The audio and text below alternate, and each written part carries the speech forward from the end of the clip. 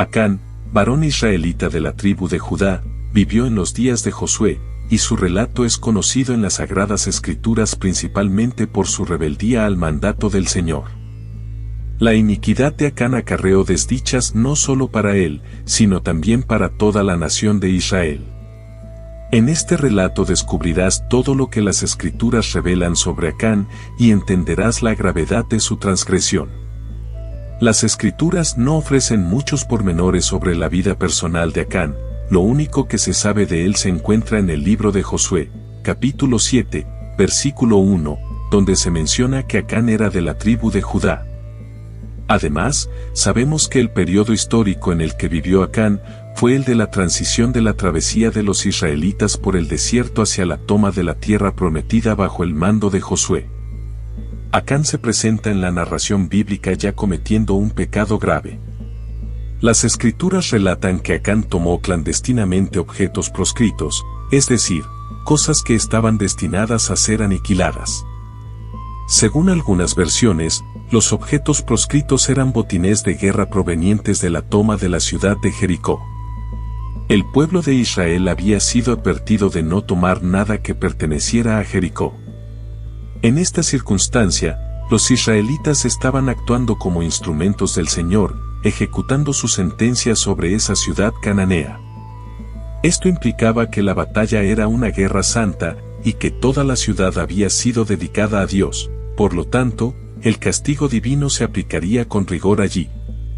Así, todo lo que había en Jericó debía ser exterminado, excepto la plata, el oro y los utensilios de bronce y hierro que debían ser recogidos, ya que estaban dedicados al Señor y destinados a su tesoro.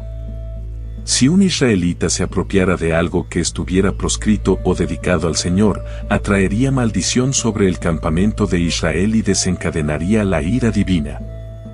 Este fue exactamente el pecado de Acán, codició los tesoros de Jericó y tomó para sí una parte, escondiéndolos en su tienda, una capa babilónica y cierta cantidad de plata y oro. Así la transgresión de Acán no se circunscribió a la codicia, sino que también abarcó el hurto de cosas que eran del Señor, ya fuera para su aniquilación o para su tesoro. No obstante, hubo un agravante adicional en la iniquidad de Acán. Al actuar de esa manera, quebrantó la alianza con Dios e implicó a todo Israel en su rebeldía.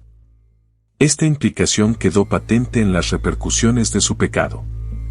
Para entender mejor las secuelas de la iniquidad de Acán, es esencial recordar que en un inicio, su pecado era secreto, es decir, Acán obró en la clandestinidad para que los demás israelitas no se enteraran.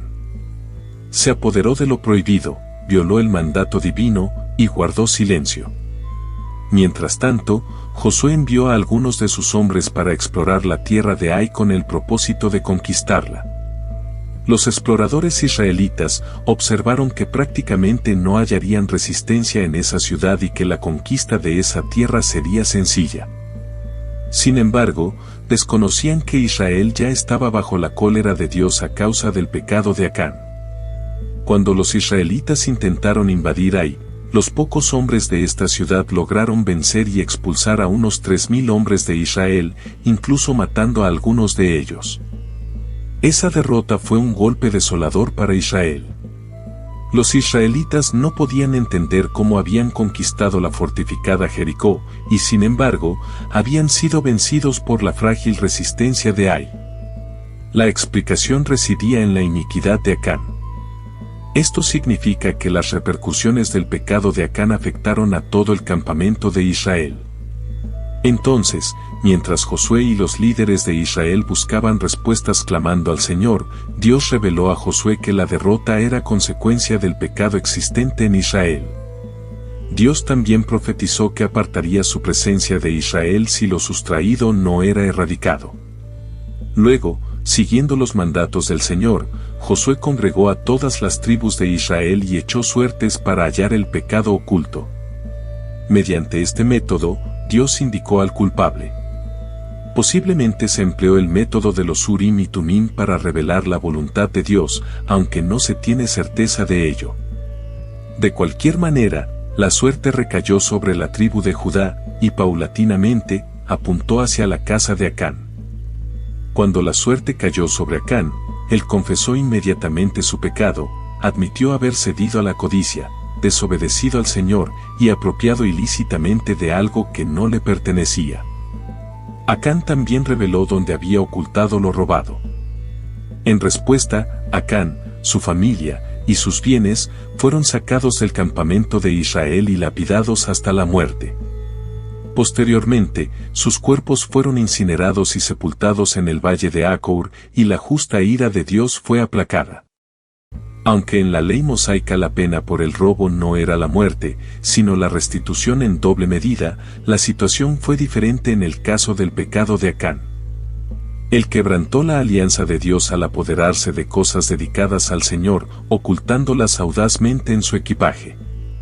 Este relato de Acán presenta paralelismos y contrastes interesantes, incluida la similitud entre su pecado y el pecado que ocasionó la caída de la humanidad en el jardín del Edén, como se narra en el libro de Génesis capítulo 3.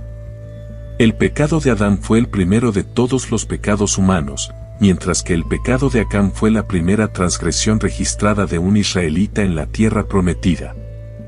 En verdad, en ambos casos, la cuestión de la codicia juega un papel central, tal como en el Edén, donde el hombre rechazó el don de Dios y codició lo prohibido. Acán hizo lo mismo, y de manera similar al pecado de Adán, que trajo una maldición sobre toda la humanidad, el pecado de Acán implicó a toda la congregación de Israel. Una observación notable es que el relato de Acán es precedido por la historia de Rahab, revelando un contraste marcado entre las dos narrativas. Rahab, una mujer cananea, encontró misericordia ante los ojos de Dios, mostrando su gracia en medio del juicio. Por otro lado, la historia de Acán desvela la santidad inquebrantable de Dios, intrínsecamente vinculada a su gracia. Aquí, el rechazo de la gracia de Dios resultó en su juicio, al igual que la bendición sobre Rahab alcanzó a toda su familia. La maldición sobre Acán también afectó a todos en su casa. ¿Qué podemos aprender de la historia de Acán?